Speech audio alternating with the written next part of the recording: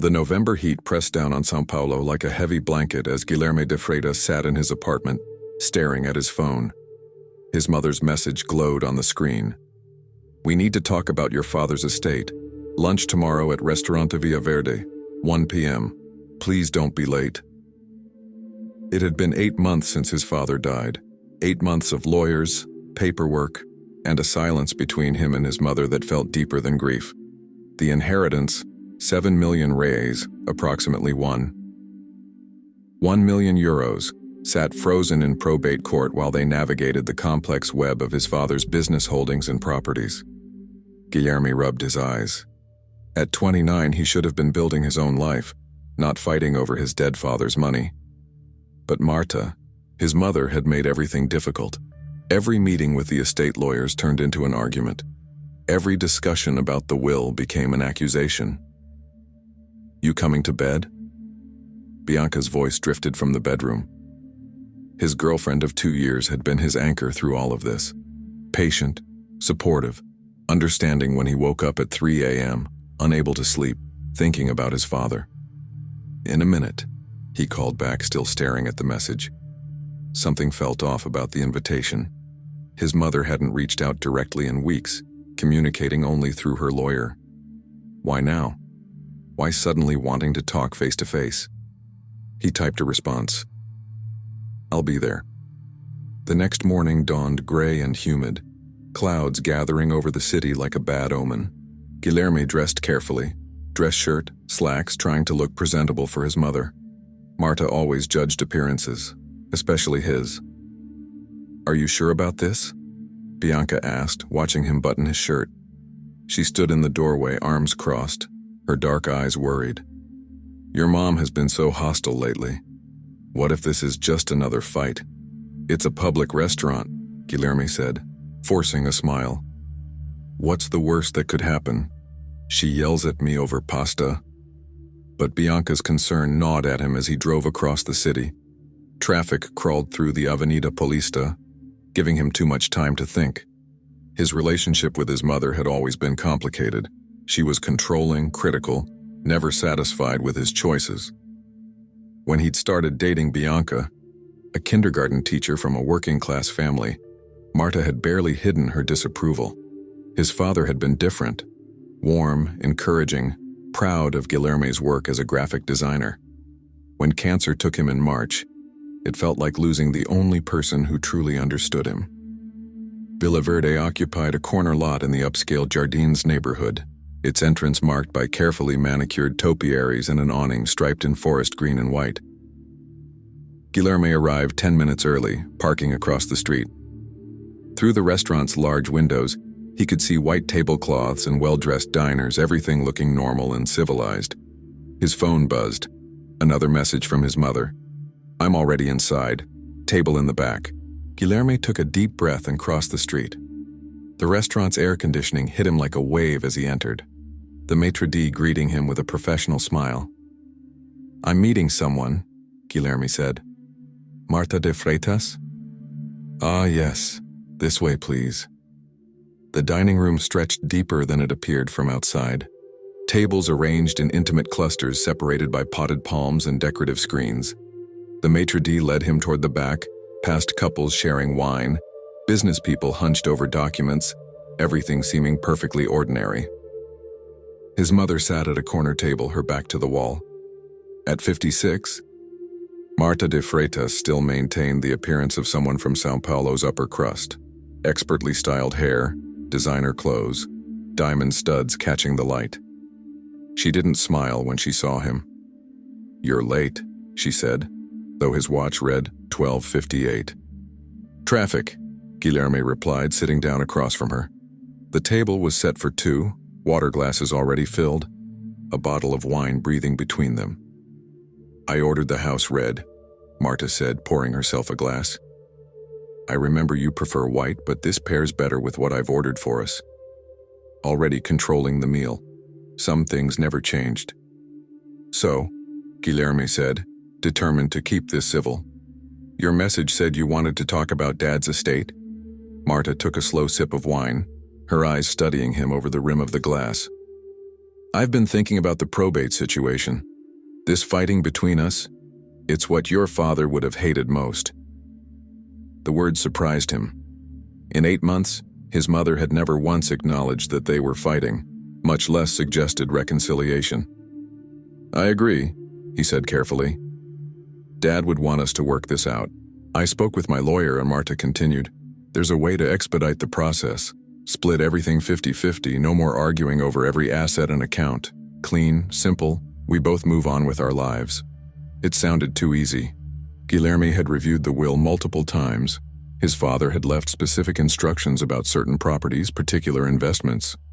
A straight 50-50 split would mean ignoring those wishes.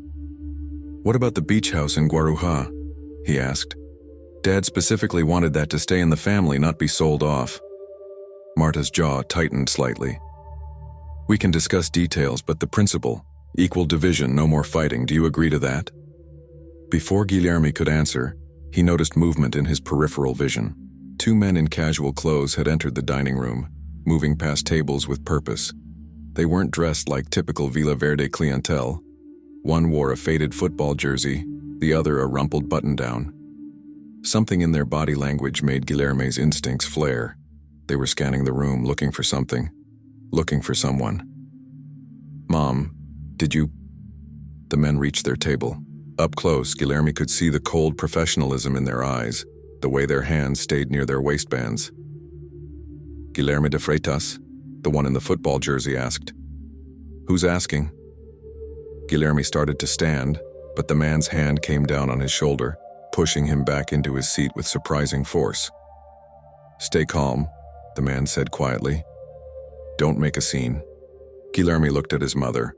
Marta's face was composed, almost serene, as she took another sip of wine. Mom, what's going on? You need help, Guilherme, she said softly. You've been using drugs again. I can't stand by and watch you destroy yourself. What? That's insane, I haven't... 2 more men appeared, flanking the table. 4 total now, boxing him in. The other diners were starting to notice, conversations dying away, heads turning toward the commotion. We're from Renewal Path Recovery Center, football jersey said, pulling out an ID badge.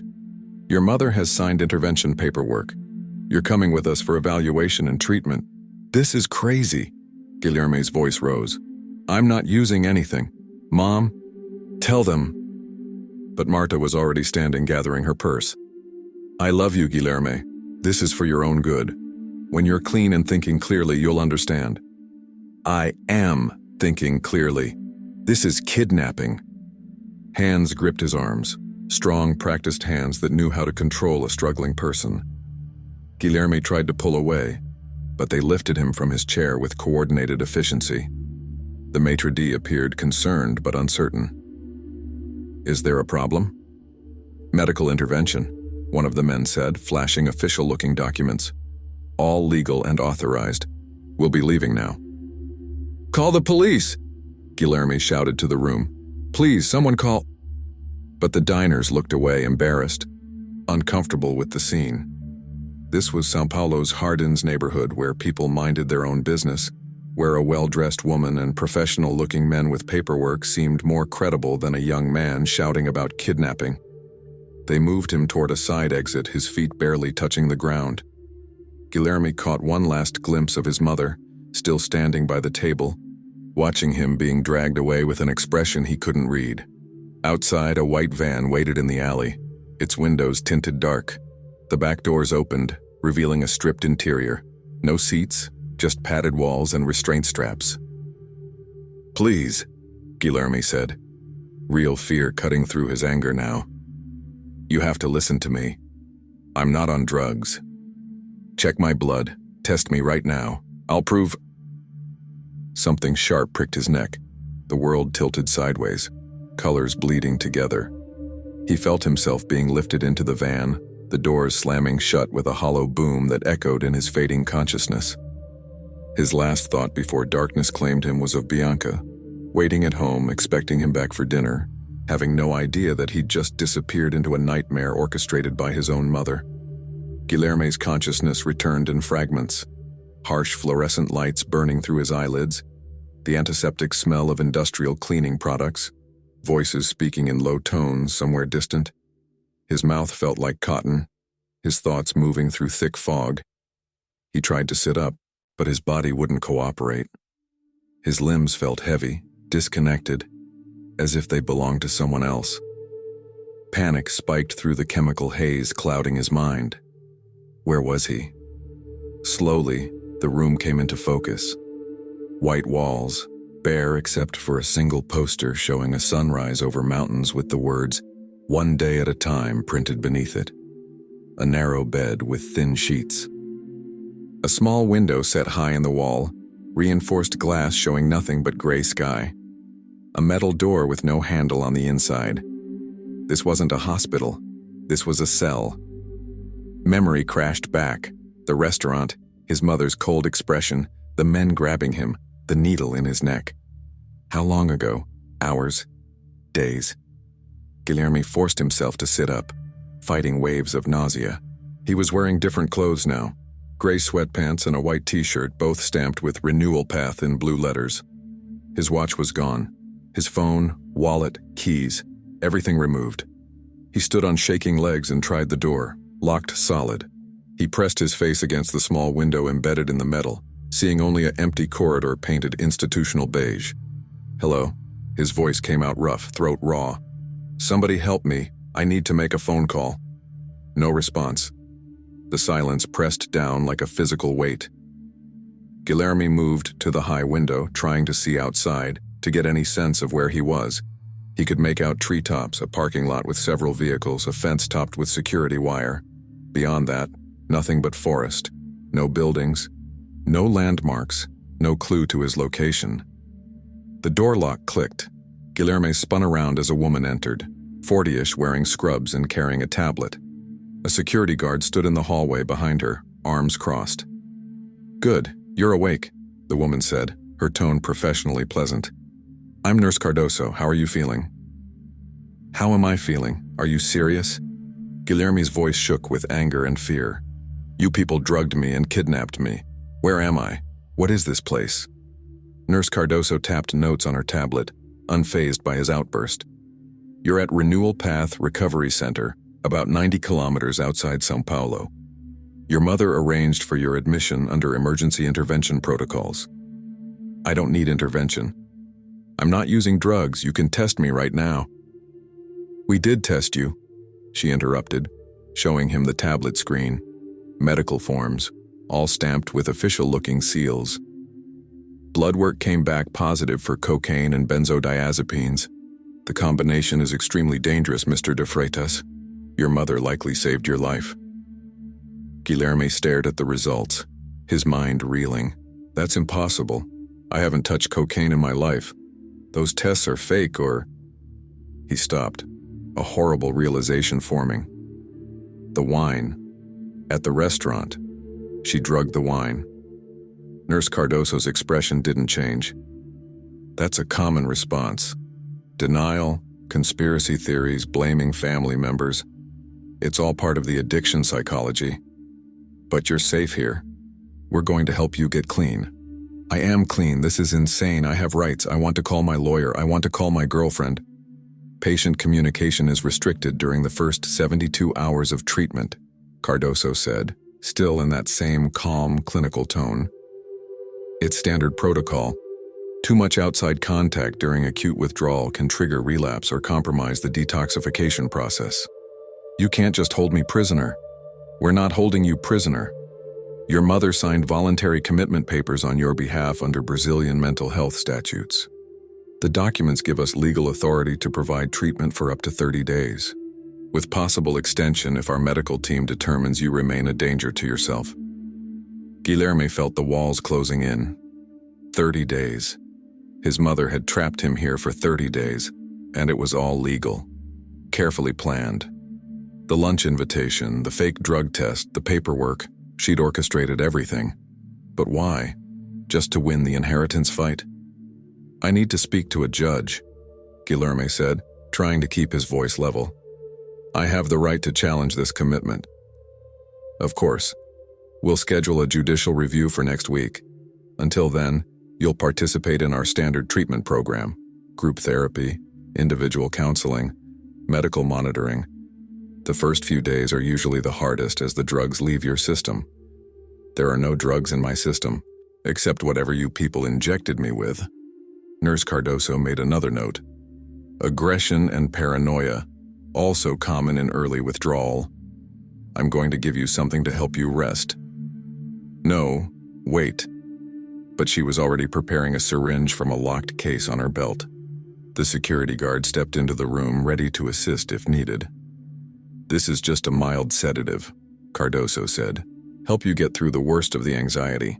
The more you cooperate, the easier this will be. Guilherme backed against the wall, but there was nowhere to go. The guard moved with practiced efficiency, pinning his arm while the nurse administered the injection. Within seconds, that familiar fog rolled back over his thoughts, pulling him down into chemical darkness. When awareness returned again, the light outside the high window had changed. Late afternoon now, maybe early evening.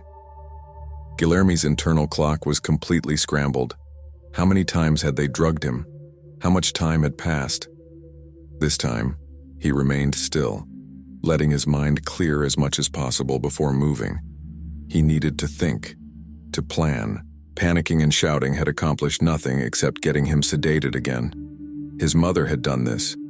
Marta de Freitas, who'd raised him, who'd supposedly loved him, had arranged to have him drugged, kidnapped, and imprisoned in this facility. The inheritance had to be the reason. With him declared mentally incompetent or incapacitated, she could probably take control of everything. But there was something more, something darker in how carefully she'd planned this. The fake drug tests, the legal paperwork, the facility 90 kilometers from the city where nobody would think to look for him. This wasn't a desperate last-minute move. This was calculated, premeditated. Guilherme stood slowly, testing his coordination. The drugs were wearing off faster this time, his metabolism adapting. He examined the room more carefully, looking for anything useful. The furniture was bolted down, the window too high and too reinforced to break. The door solid metal with that small observation window. But there were security cameras. He spotted one in the corner near the ceiling, a small black dome watching his every move. Someone was always watching. He needed to appear compliant, cooperative. If they thought he was accepting treatment, maybe they'd ease up on the surveillance, give him opportunities to find a way out or contact someone outside. The door opened again, and this time a different person entered. A man in his 50s wearing a white coat, professional smile in place. The same security guard hovered in the hallway. Mr. de Freitas, I'm Dr. Henrique Moura, Director of Renewal Path.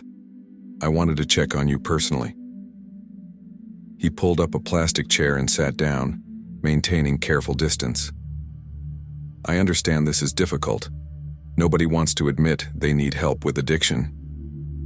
Guilherme made himself breathe slowly. Stay calm. Dr. Moura, I appreciate your concern, but there's been a terrible mistake. I'm not an addict. My mother and I are in a legal dispute over my father's estate, and I believe she's using this facility to what? Dr. Moura's expression remained sympathetic but skeptical. To somehow cheat you out of money by helping you get clean? That doesn't make much sense, does it? If I'm committed here, declared incompetent, she could take control of the inheritance. Perhaps, or perhaps your addiction has made you paranoid about your family's intentions. He consulted a tablet. Your mother provided us with quite a bit of history, multiple failed relationships, job instability, mounting debts, classic signs of substance abuse. All lies, Guilherme said, but his protest sounded weak even to his own ears. How could he prove the negative? How could he convince anyone that the evidence his mother had manufactured was false? I'll tell you what, Dr. Moura said, standing. Participate in our program for 1 week, just 1 week. Attend the therapy sessions, talk to our counselors, engage with the process. If after 7 days you still maintain you don't have a problem, we'll arrange for that judicial review immediately. Fair. It wasn't fair at all, 7 days of being drugged and held prisoner. But what choice did he have? At least it was a timeline, a goal to work toward. Okay, Guilherme said. 1 week. Excellent. We'll start you in group tomorrow morning. And I'll reduce your medication dosage so you can participate more fully. Sound good? After Dr. Mora left, Guilherme lay on the narrow bed, staring at the ceiling. His mind raced through possibilities. Bianca would be frantic by now, surely. She'd have reported him missing. The police would be looking for him, unless his mother had gotten to them first. Shown them the same fake medical records. The commitment papers convinced them her son was a troubled addict who'd fled to avoid treatment. Would they even investigate? He thought about the restaurant, all those people who'd watched him being dragged out. Had anyone questioned it? Had anyone called the police despite the official-looking paperwork? The awful truth settled over him like a shroud. In modern society, when someone appears to have proper documentation and authority, people tend not to interfere. The men had looked professional. His mother had seemed concerned. The paperwork had looked legitimate. Why would anyone doubt it? Night fell outside the high window. Guilherme listened to the sounds of the facility. Distant voices, doors opening and closing, footsteps in corridors. Somewhere someone was crying.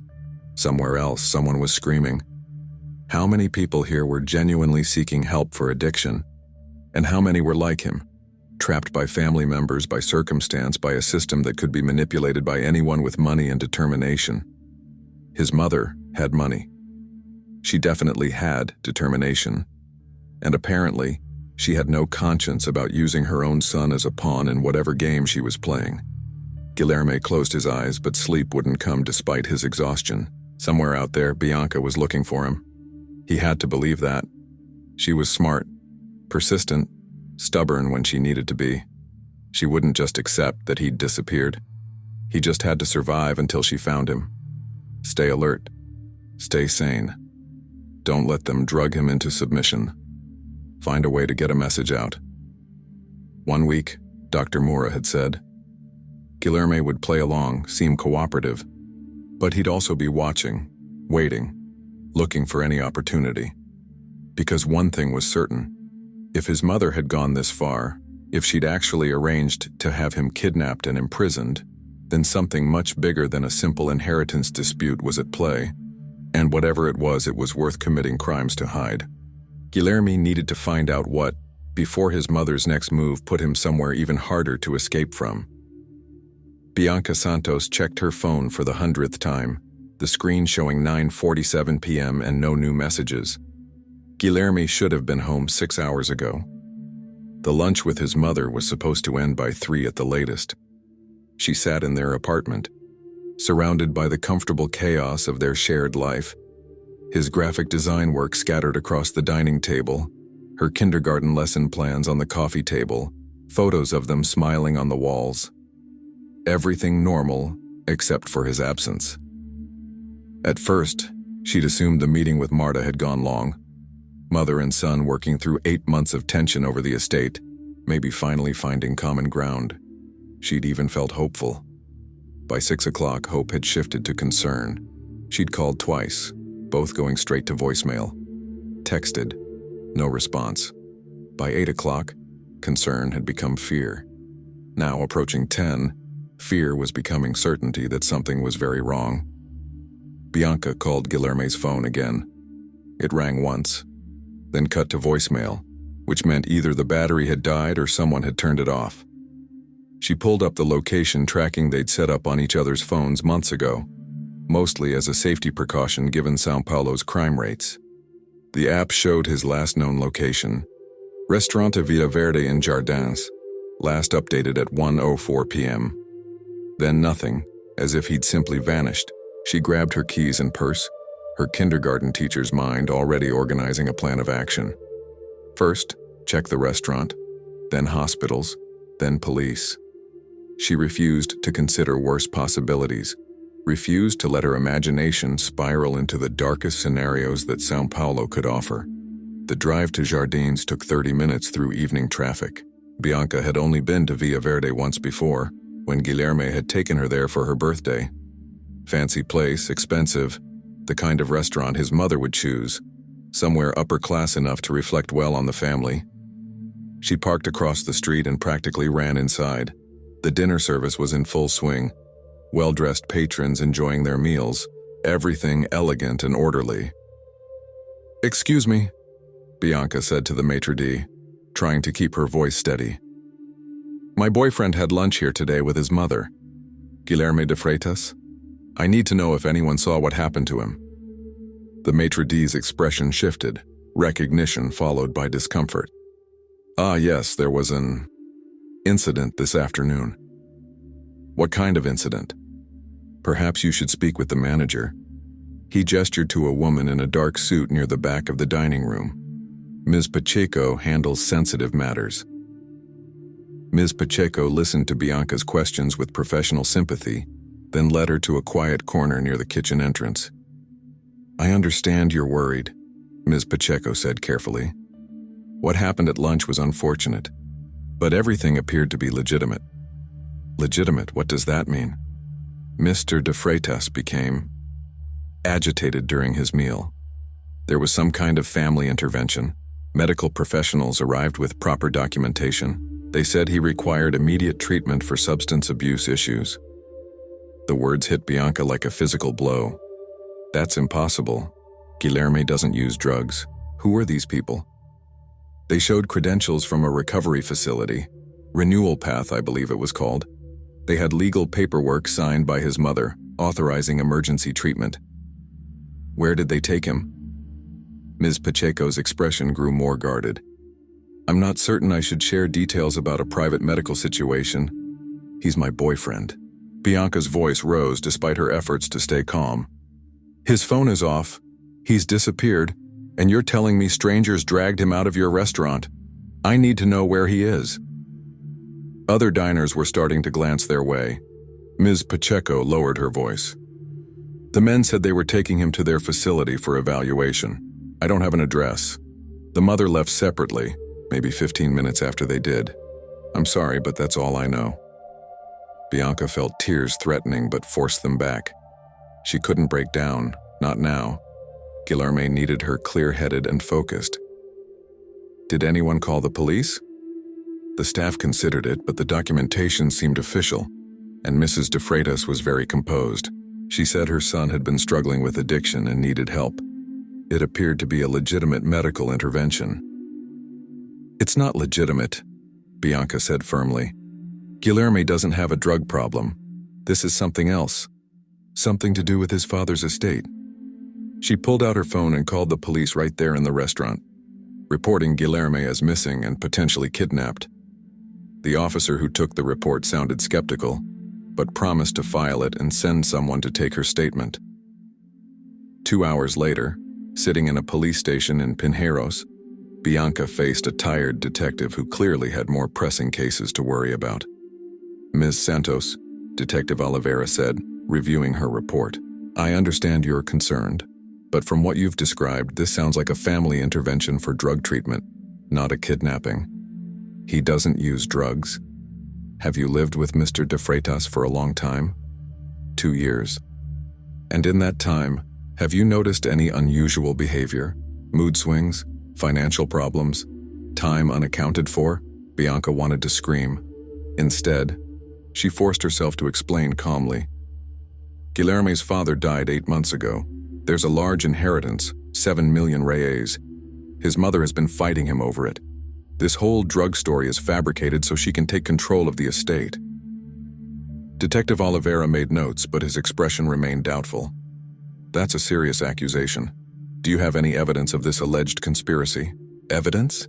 His phone is off, he's disappeared, and I have a restaurant manager who witnessed him being forcibly removed by men claiming to be medical professionals. Men who apparently had legal documentation signed by his mother. Ms. Santos, I'll be honest with you. If there are legitimate commitment papers, even if Mr. de Freitas doesn't believe he needs treatment, the facility has the legal right to hold him for evaluation. It's not kidnapping if there's proper authorization." "So you're not going to do anything?" "I'm going to look into it," Oliveira said, but his tone suggested it was a low priority. "I'll contact this Renewal Path facility, verify that Mr. de Freitas is there and that everything is legally proper. But unless we find evidence of criminal activity, there's not much we can do about a family dispute over medical treatment." Bianca left the police station feeling helpless and furious. The system was failing Guilherme. His own mother had weaponized it against him, and nobody seemed to care that an innocent man had been dragged off the street. Back in her car, she pulled up her phone and searched for Renewal Path Recovery Center São Paulo. The facility's website looked professional. Photos of peaceful grounds, testimonials from grateful families, accreditations from medical boards. They specialized in intensive intervention for severe substance abuse cases. There was no address listed, just a contact form and a phone number. Bianca called immediately. After several rings, a receptionist answered. Renewal Path Recovery Center, how may I help you? Hi, I'm trying to reach a patient who was admitted today. Guilherme de Freitas? I'm sorry, but we can't confirm or deny any patient information due to medical privacy regulations. I'm his girlfriend. He was taken there this afternoon from a restaurant in São Paulo. I just need to know if he's okay. Even if we did have a patient by that name, which I can neither confirm nor deny, all communication is restricted during the initial treatment period. Family members who admit patients are kept informed of progress. His mother is the one who had him committed. She's the problem. Please, I just need to talk to him. I understand you're upset, but our policies exist to protect patients during vulnerable recovery periods. If you have concerns about a specific individual, I suggest contacting the family member who arranged treatment. The line went dead. Bianca sat in her car, hands shaking with frustration. Every avenue seemed blocked. The police wouldn't help. The facility wouldn't tell her anything. Guilherme's mother, she wasn't even going to try calling Marta. That woman was behind this nightmare. She needed to think like Guilherme would, creative, analytical, finding solutions from unexpected angles. He was a graphic designer, someone who solved visual problems by looking at them differently. She was a kindergarten teacher who dealt with difficult parents and bureaucratic systems. Between them, they could figure this out. First, she needed information. Real information, not the runaround she was getting from official channels. Bianca drove back to Jardins, parking near Vila Verde. She walked the surrounding blocks, looking for security cameras that might have captured the van or vehicle that took Guilherme. Several businesses had visible cameras, but when she inquired, they all gave the same response. Footage could only be released to police with proper warrants.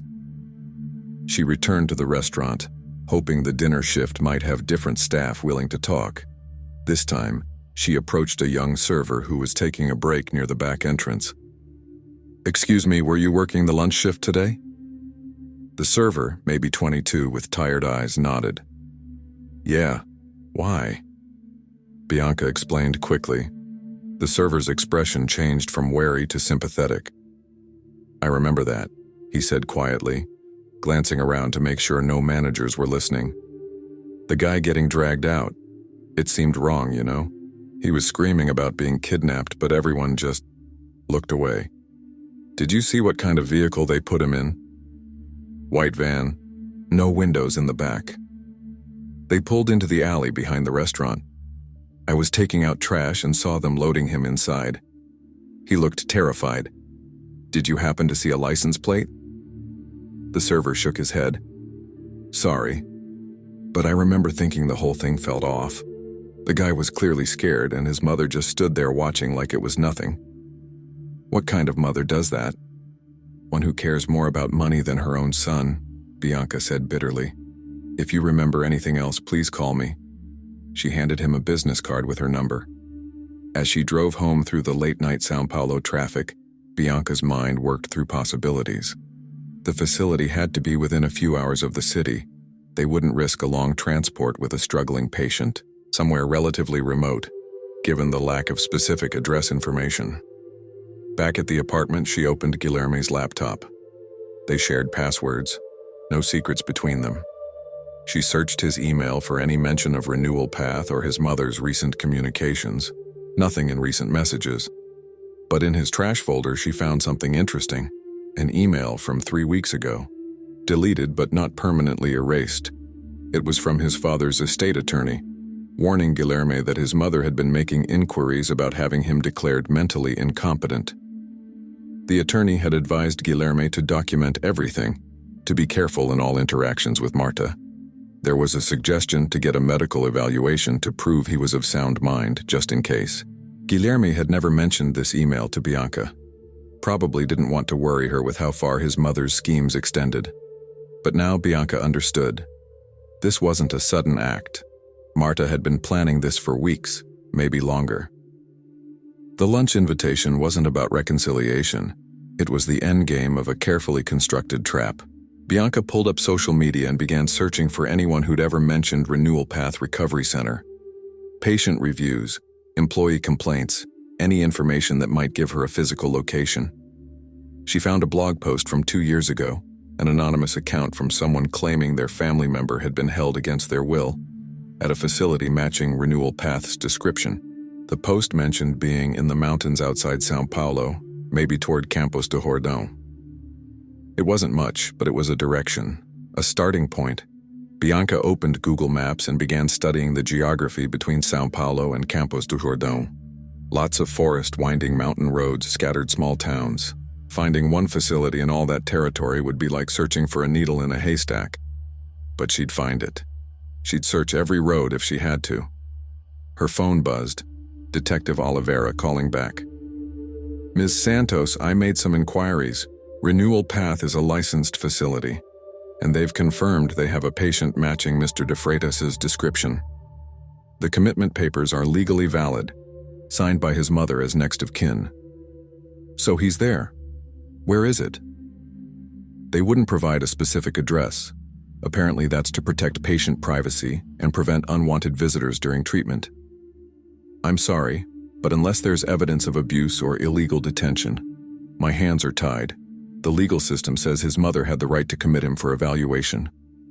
For 30 days, Bianca said flatly. She can keep him locked up for 30 days. That's the standard period. Look, if you genuinely believe this is about an inheritance dispute and not legitimate medical concerns, your best option is to lawyer up. File a challenge to the commitment. Request a judicial review. But that takes time. Time Guilherme didn't have. After Oliveira hung up, Bianca sat in the quiet apartment, surrounded by reminders of the life she and Guilherme had built together. Photos from their trip to Paraty, his coffee mug still in the sink from yesterday morning, a note he'd left on the refrigerator. Love you, see you tonight. She wouldn't see him tonight, or tomorrow night. Maybe not for weeks, unless she did something. Bianca pulled out a notebook and began making a list. First thing tomorrow, she'd hire a private investigator, someone who could track down the facility's actual location. She'd contact Guilherme's estate attorney, start legal proceedings to challenge the commitment. She'd drive to Campos do Jordão herself if necessary, check every recovery center in the region. Her phone showed 2:47 a.m. She should sleep, gather her strength for the fight ahead.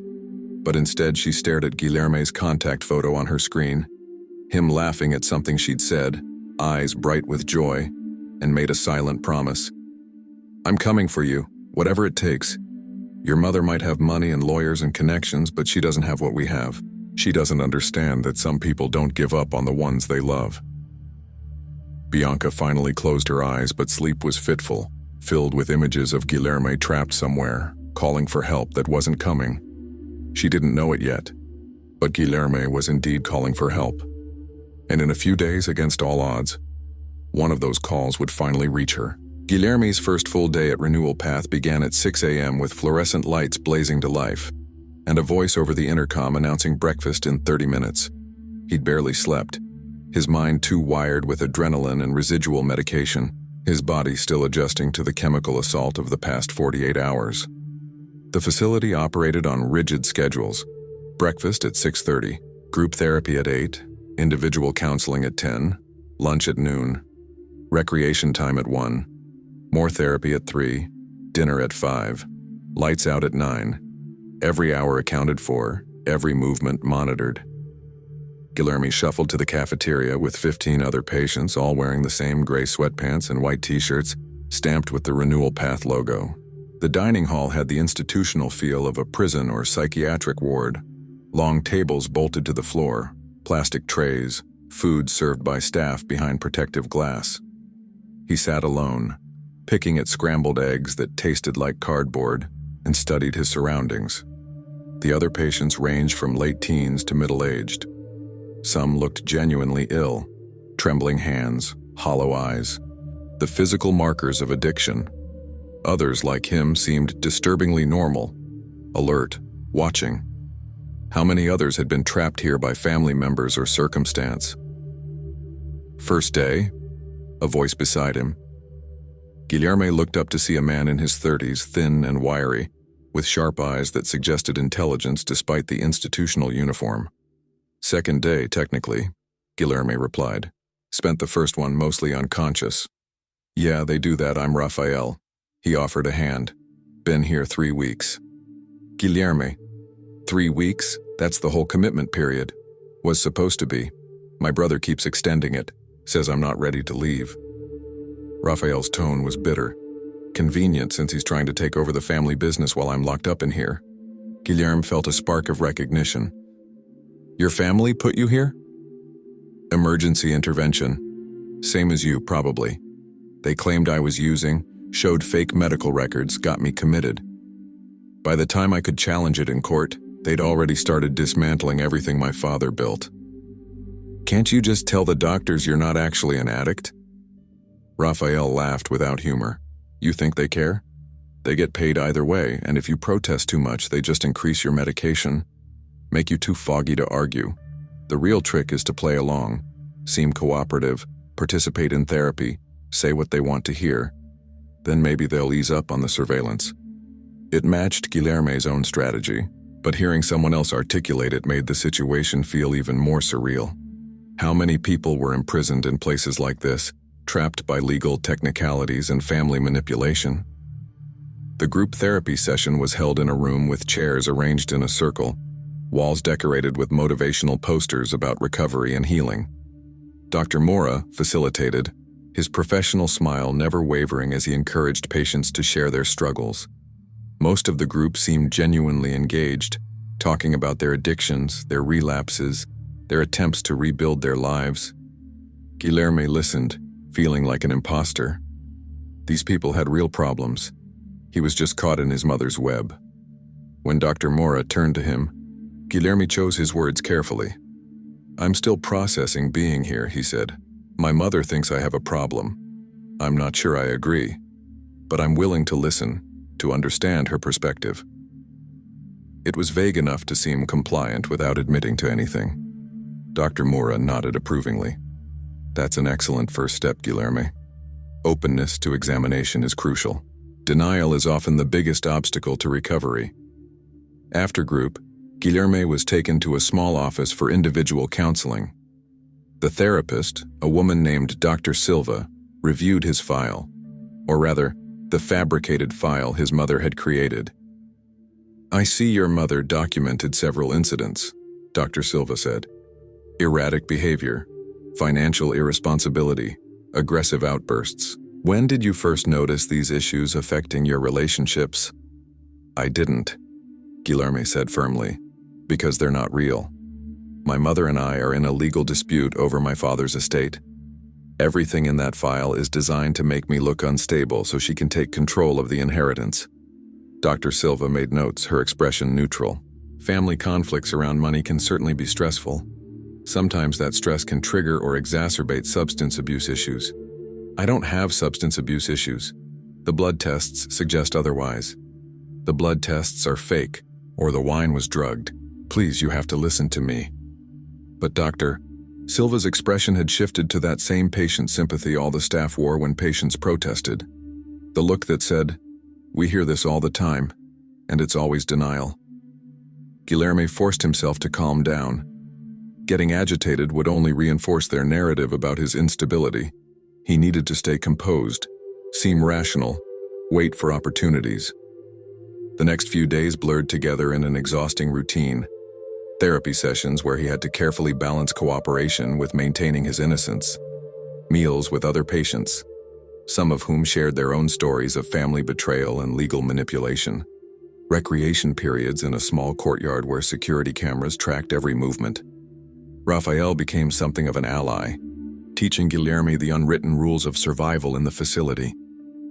They watch everything, Rafael explained during a recreation period, both of them pretending to play cards in a corner of the courtyard. Cameras in every room except bathrooms. Staff monitors all conversations. Any hint of planning an escape or contacting outside people, and they'll increase your medication until you're a zombie. How do people communicate with the outside world? They don't. That's the point. First 72 hours, no contact at all. After that, limited phone calls under supervision. They record everything. Letters are read before being sent. Visitors have to be approved in advance. And guess who controls that approval? The family member who committed you. Exactly. My brother rejected every visitor request I submitted. As far as the world knows, I'm here voluntarily, getting help for my addiction. Guilherme felt desperation creeping in. There has to be a way, some weakness in their system. Rafael glanced around, making sure no staff were within earshot. There's an old computer in the library. They let us use it for educational purposes, reading recovery articles, that kind of thing. It's supposed to be locked down, but I've been working on it. The security software has gaps. You can access the internet? Not yet, but maybe soon. If I can get past the firewall, we could send emails. Not from our own accounts, they'd notice. But maybe create new ones. Contact people on the outside. It was a thin thread of hope, but Guilherme grabbed it. How long until you crack it? Could be days. Could be never. The IT restrictions are pretty solid. On the fourth day, Guilherme was granted his first phone call. Under supervision, he was allowed 5 minutes to speak with an approved contact. His mother was the only name on the approved list. "I'm not calling her," Guilherme told the supervising nurse. "Then you don't make a call, those are the rules." "What about my girlfriend? Can I add her to the list?" "Family members who arranged commitment control the approved contact list. You'll need to request permission from your mother." The circular logic was maddening. His mother controlled everything: access, communication, visitors. She'd built a perfect prison. That night, lying awake in his cell, Guilherme thought about Bianca. Was she looking for him? The police must have been involved by now. But if his mother had shown them the fake medical records, the legal commitment papers, they'd probably accepted her story. A concerned mother getting her troubled son treatment. He wondered how long he could maintain the facade of cooperation before the constant medication and isolation broke him down. Some of the other patients had been here for months, their legal challenges delayed by procedural complications, their families finding reasons to extend the commitments indefinitely. Rafael had told him about Marcus, a patient who'd been at Renewal Path for 6 months. His wife wanted a divorce and custody of their children, so she'd had him committed for alcoholism. Every time his release date approached, she'd file new paperwork claiming he was still dangerous. Marcus had stopped fighting, spending his days in a medicated haze, barely speaking anymore.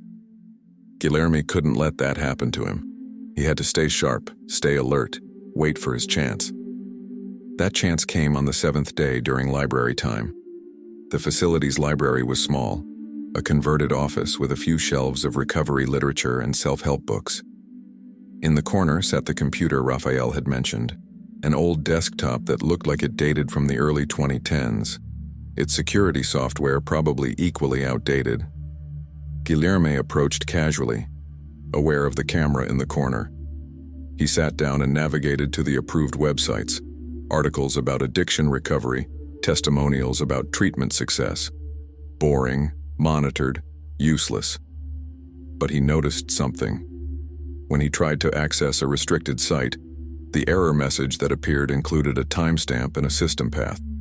The path suggested the security software was running locally, not from a remote server.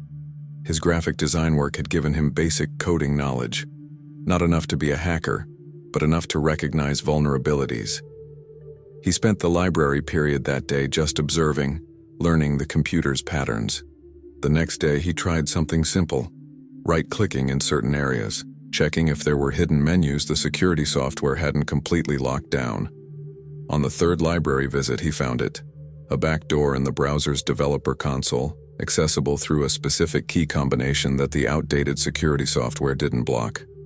His heart pounded as he opened a command prompt, working quickly while trying to appear casual to any cameras watching. The developer console gave him limited access, but it was enough. He could potentially bypass the site restrictions. Raphael appeared beside him, pretending to browse books. "You found something?" "Maybe. I need more time." Over the next 2 library sessions, working in short bursts to avoid suspicion, Guilherme managed to access a basic email client through the developer console. It was clunky. The interface barely functional, but it worked. He created a new anonymous email account, his fingers trembling as he typed. Then he composed a message to Bianca, keeping it short in case he was interrupted. "Renewal Path Recovery Center. Somewhere near Campos do Jordão, I think. They won't tell patients exact location. They're holding me illegally. Mom fabricated everything. Get lawyer. Challenge commitment. I love you. Don't give up. G." His finger hovered over the send button. If the facility's security detected this, they'd lock down the computer completely. He might lose his only channel to the outside world. But if he didn't send it, Bianca might never find him. He clicked send. The message disappeared into the digital void. No confirmation. No way to know if it had actually transmitted or been caught by some hidden security filter. Guilherme quickly closed the developer console, cleared what browser history he could access, and navigated back to an approved recovery article. His hands were shaking. "Did it work?" Raphael whispered, still pretending to look at books. "I don't know. Maybe." That night, Guilherme lay in his cell, mind racing. Had the message reached Bianca? Would she understand the limited information he'd been able to send? Even if she got it, finding the facility would be nearly impossible with such vague location details. But it was something. A message in a bottle thrown into a vast ocean, hoping against hope that someone would find it. In the morning, there was no indication that the staff had detected his computer activity. Library privileges continued as normal. The routine ground on: therapy, meals, medication checks, the endless cycle of institutional control. A week passed. Then another. Guilherme began to lose hope that his message had gotten through. And then on day 19 of his imprisonment, something changed. A new patient arrived. A young woman who seemed oddly out of place, too alert, too purposeful in her movements. She ended up at Guilherme's table during lunch, introducing herself as Marina. "I heard you've been here a while," she said, her voice low. "My family put me here too. Apparently I'm a danger to myself." Guilherme gave her the standard response he'd learned. "They say they're trying to help." Marina leaned closer, her next words barely audible. "Bianca sent me. She got your message. She's coming." Guilherme's breath caught. He forced himself to keep eating, to show no reaction to the cameras watching. "When?" "Soon. She's working with a lawyer filing emergency motions. But she needed to know you were really here, that the message was genuine. I'm a private investigator. Bianca hired me to find you." "How did you—" "Got myself committed. Faked a breakdown, had my partner forge medical records. It's not legal, but neither is what they're doing to you." Marina smiled grimly. "Sometimes you have to break the rules to expose rule breakers." For the first time in 19 days, Guilherme felt genuine hope. Bianca had found him. She was fighting for him. And she hadn't given up. What do we do now? Now we wait. And we document everything. I've got a hidden camera in my clothes. Every therapy session, every forced medication, every privacy violation. I'm recording it all. When Bianca's lawyer files for your release, we'll have evidence that this place is violating your rights. My mother will fight it. Let her fight. We've got truth on our side. And we've got something else. Your mother made a mistake." "What mistake?" Marina's eyes glinted with satisfaction. "She took out a life insurance policy in your name. 700,000 reais. She's the only beneficiary. That's not the behavior of a concerned mother trying to help her addicted son. That's the behavior of someone planning something much darker." The implication hit Guilherme like cold water. She wasn't just trying to control the inheritance. She was planning to make sure you never left this place, one way or another. Marina's expression hardened. But she didn't count on Bianca, or on you getting that message out. The police are investigating now, not just the commitment but fraud, attempted murder charges. How long until... A staff member approached their table. Conversation time is over. Back to your rooms for medication checks. As they were separated, Marina caught Guilherme's eye and gave a tiny nod. The message was clear. Hold on. Help is coming. That night, for the first time since arriving at Renewal Path, Guilherme slept soundly. The nightmare wasn't over, but at least now he knew he wasn't facing it alone. Somewhere outside these walls, Bianca was marshaling forces. The truth was emerging, and his mother's carefully constructed scheme was beginning to unravel. He just had to survive a little longer. 3 days after Marina's arrival, the rescue came with bureaucratic efficiency rather than dramatic flair. A federal judge, presented with Marina's hidden camera footage and evidence of Marta's fraudulent life insurance policy, issued an emergency order for Guilherme's immediate release and transfer to a legitimate medical facility for independent evaluation. Guilherme was in group therapy when 2 federal police officers arrived with the court order. Dr. Moura's professional composure finally cracked as he read the document, his face paling when he saw the criminal investigation language: conspiracy to commit fraud, unlawful detention, falsification of medical records. This facility has operated within all legal parameters, Dr. Siu, Moura protested weakly. That'll be determined by the investigation, one officer said. Right now, we're taking Mr. De Freitas into protective custody. Guilherme stood, his legs unsteady after 22 days of imprisonment. Raphael caught his eye from across the circle, giving him a subtle thumbs up. Marina, sitting 2 chairs away, allowed herself a small smile. The officers escorted Guilherme through the facility's corridors, past rooms where other patients watched with expressions mixing hope and envy. How many of them were trapped like he'd been? How many families had weaponized the system against inconvenient relatives? Outside, genuine sunlight felt shocking after weeks of artificial fluorescence. Guilherme shielded his eyes, breathing deeply. The facility sat nestled in pine forest, exactly as the anonymous blog post had suggested, somewhere in the mountains between São Paulo and Campos do Jordão. A convoy waited in the parking lot. Federal police vehicles, an ambulance for Guilherme's medical evaluation, and 1 civilian car. Bianca. She was out of the vehicle before it fully stopped, running toward him. The officer stepped aside as she threw her arms around him, both of them holding on like drowning people who'd found solid ground. I found you, she whispered against his shoulder. I found you. Guilherme couldn't speak, emotion overwhelming him. He'd spent 3 weeks convinced he might never escape, never see her again. And here she was, exactly as he'd known she would be, fighting for him, refusing to give up. Ma'am, we need to transport him for evaluation, one officer said gently. I'm riding with him, Bianca said firmly.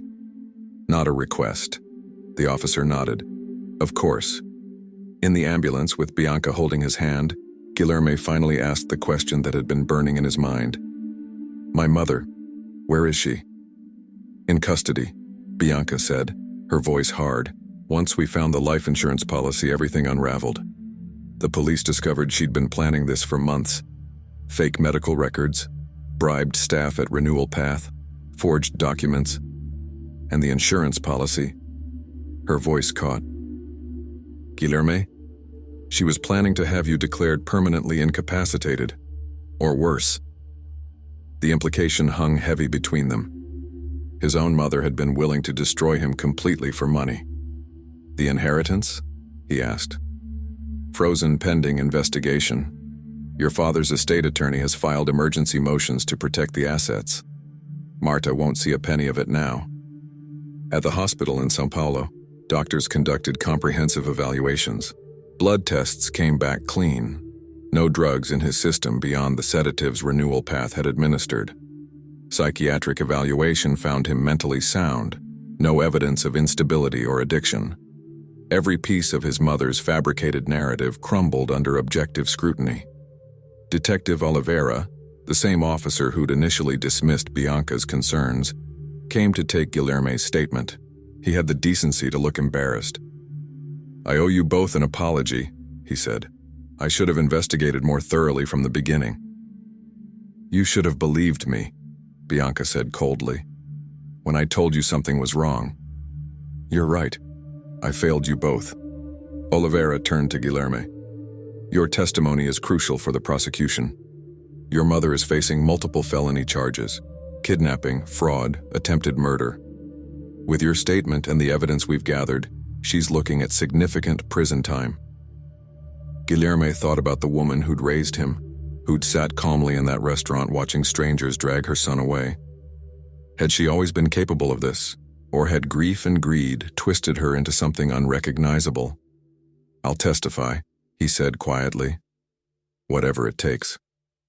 The trial came 6 months later. Guilherme sat in the courtroom, Bianca beside him, watching his mother face justice. Marta de Freitas, impeccably dressed even in custody, showed no emotion as prosecutor after prosecutor laid out the evidence. The bribed staff at Renewal Path who'd falsified records, the life insurance policy with its $700,000 real payout, Marina's hidden camera footage showing Guilherme being forcibly medicated despite his protests, bank records proving Marta had paid substantial sums to arrange the entire scheme. Most damning was Marta's own correspondence with the facility director, discussing long-term containment options and permanent incapacitation procedures. The evidence suggested that if Guilherme had remained imprisoned much longer, an accident during treatment would have been arranged. His own mother had planned to kill him for inheritance money. The verdict came swift and unanimous, guilty on all counts. The judge sentenced Marta to 15 years in federal prison, with no possibility of parole for at least 10. As she was led away, Marta finally looked at Guilherme. Their eyes met across the courtroom, mother and son, their relationship destroyed beyond any possibility of repair. She didn't apologize, didn't show remorse, just turned away and let the officers escort her to begin her sentence. Outside the courthouse, media swarmed. The case had become national news, exposing vulnerabilities in Brazil's commitment laws and sparking debates about family exploitation of medical systems. Guilherme declined to comment, simply holding Bianca's hand as they navigated through the crowd to their car. "It's over," Bianca said as they drove away from the courthouse, the press finally fading in the rearview mirror. "Almost," Guilherme replied. "There's one more thing I need to do." The next day he returned to Renewal Path, not as a prisoner, but as an advocate. The federal investigation had shut down the facility's operations, but dozens of patients remained in legal limbo, their cases tangled in the same exploitative systems that had trapped him. Working with a coalition of lawyers and patient advocates, Guilherme helped establish new protocols for commitment challenges, mandatory independent evaluations, and oversight of private treatment facilities. Rafael's case was among the first reviewed under the new guidelines. He was released after it was proven his brother had fabricated evidence of addiction. The work became Guilherme's purpose, transforming his trauma into action that might prevent others from experiencing similar nightmares. A year after his rescue, Guilherme stood in his apartment, the same space he'd left that awful November day for lunch with his mother. But everything felt different now. Safer. Real. Bianca emerged from the bedroom and Guilherme smiled at her. "Ready?" she asked. He nodded, pocketing the small velvet box he'd been nervously fidgeting with all morning. Some wounds never fully healed. The betrayal by his mother left scars that therapy helped him manage but couldn't erase. But he'd also learned that family wasn't just blood. It was the people who fought for you when you couldn't fight for yourself. People like Bianca, who'd never stopped searching. 2 years after the trial, Guilherme stood before a packed auditorium at the University of São Paulo, preparing to deliver a keynote address on patient rights and medical facility oversight. The invitation had come from the law school's Human Rights Clinic. They wanted him to share his story with students who might one day fight similar battles in court. He looked out at the faces in the audience, seeing the same mix of shock and anger he'd witnessed countless times when telling his story. But he also saw determination, hope, the belief that broken systems could be fixed. When I woke up in that facility, Guilherme began, I believe the world had abandoned me. My own mother had orchestrated my imprisonment. The legal system had failed to protect me. Medical professionals had prioritized profit over ethics. For 22 days, I felt completely alone. He paused, finding Bianca in the front row. She smiled encouragingly, her hand resting on the small bump visible beneath her dress. Their daughter would be born in 4 months, a new chapter neither of them had imagined during those dark November days. But I wasn't alone, Guilherme continued, because one person refused to accept the official narrative. One person asked questions when everyone else looked away. My girlfriend, now my wife, Bianca taught me that love isn't just a feeling, it's action, it's persistence, it's fighting for someone even when the entire system tells you to stop. The reform work had consumed much of the past 2 years. Working with legislators, Guilherme had helped draft new laws requiring independent judicial review within 72 hours of any involuntary psychiatric commitment. Facilities now faced mandatory unannounced inspections. Patients gained the right to contact attorneys immediately upon admission, regardless of family objections. The Guilherme de Freitas Patient Protection Act passed the São Paulo state legislature with overwhelming support. Other states were adopting similar measures. Lives were being saved. People who might have been trapped as he was now had legal protections and avenues for help. But the victory felt incomplete. Renewal Path had been shut down, its director facing criminal charges alongside several staff members.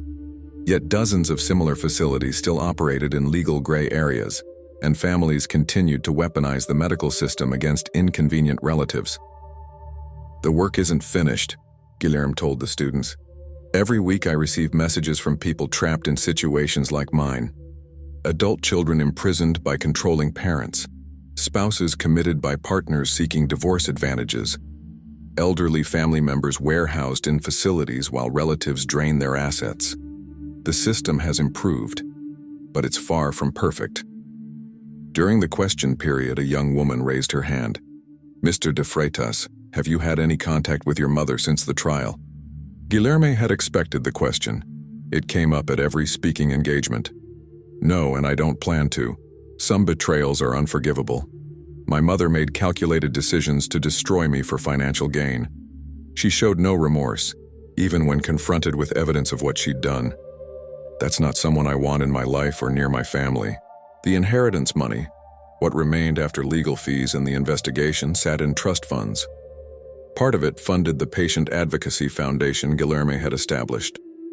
Part was set aside for his daughter's future. He'd turned his father's legacy into something meaningful, something that would have made the old man proud. Marta remained in federal prison, 8 years still remaining on her sentence. Guilherme received occasional updates from the correction system. She'd been denied parole twice, shown no progress in rehabilitation programs, refused to participate in family reconciliation counseling. Sometimes he wondered if she ever felt regret, if she lay awake at night thinking about the son she'd destroyed for money she'd never get to spend. But mostly he didn't think about her at all. She'd lost the power to hurt him. After the presentation, students crowded around with questions and stories. A young man shared that his grandmother had been similarly trapped by family members. Guilherme's advocacy work had helped secure her release. A woman described how the new laws had prevented her abusive ex-husband from having her committed during their custody battle. Each story reinforced why the work mattered. Why speaking about trauma, despite the difficulty, could create change that rippled outward in ways impossible to fully measure. That evening, Guilherme and Bianca walked through Ibirapuera Park, enjoying the cool autumn air. This had been their ritual since his release, regular walks in open spaces, reminding him that he was free, that walls and locked doors no longer controlled his life. Your father would be proud, Bianca said, linking her arm through his. Not just of what you survived, but what you built from it. Guilherme thought about his father, the quiet businessman who'd built an empire through honest work, who'd loved his son unconditionally, who'd probably never imagined that his death would trigger such catastrophic events. I hope so, Guilherme said. Sometimes I wonder what he would have done differently. how he could have prevented Mom from becoming what she became. "You can't prevent someone from making evil choices," Bianca replied. "Your mother chose greed over love. That's on her, not your father, not you." They stopped at a bench overlooking the park's lake, watching families enjoying the afternoon. Children played while parents watched. Couples walked hand in hand. Normal life, precious and mundane. "I'm scared sometimes," Guilherme admitted, "about being a parent. What if I make the same mistakes? What if something in me is broken because of what she did?" Bianca took his hand, placing it on her stomach where their daughter moved and kicked. "You're not your mother. You've spent 2 years fighting to protect people from exactly what she did to you. That's who you are. Someone who builds instead of destroys. Someone who protects instead of exploits." The baby kicked against his palm, strong and insistent. Life continuing despite trauma, hope persisting despite betrayal. "We should get home," Bianca said. "Rafael is coming for dinner, remember?" Rafael had become close friends with them both, bonded by their shared experience. He'd successfully rebuilt his family business after his brother faced fraud charges. Like Guilherme, he'd turned his trauma into advocacy, focusing on corporate exploitation and family business law. That night over dinner, Rafael raised his glass. "To survival, to friendship, to the family we choose." They clinked glasses, Bianca's sparkling water, the men's wine. The apartment filled with conversation and laughter, warmth and connection. The kind of evening Guilherme had dreamed about during those dark days at Renewal Path, when he'd wondered if he'd ever experience normal life again. Later, as Bianca slept beside him, Guilherme thought about the journey from that terrible lunch invitation to this moment. The betrayal, the imprisonment, the rescue, the justice, the rebuilding. 2 years felt like both forever and no time at all. His phone buzzed, another message through the Advocacy Foundation's website. Someone else trapped, desperate, looking for help. Guilherme read the message, already mentally organizing resources, contacts, strategies. The work never ended. There would always be more people to help, more systems to fix, more battles to fight. But he'd learned something crucial during those 22 days of imprisonment. Despair was a choice, just like hope. His mother had chosen greed and cruelty. He chose differently. Tomorrow, he'd reach out to this new person asking for help. He'd mobilize lawyers, investigators, advocates. He'd fight for someone who couldn't fight for themselves, the way Bianca had fought for him. Because that's what you did when you survived the unsurvivable. You turned your trauma into a ladder that others could climb toward freedom. Guilherme closed his eyes. Bianca warm beside him, his daughter growing safely in her mother's womb, his purpose clear and meaningful. He'd been trapped in darkness, but he'd found his way to light. And he'd spend the rest of his life making sure others could do the same.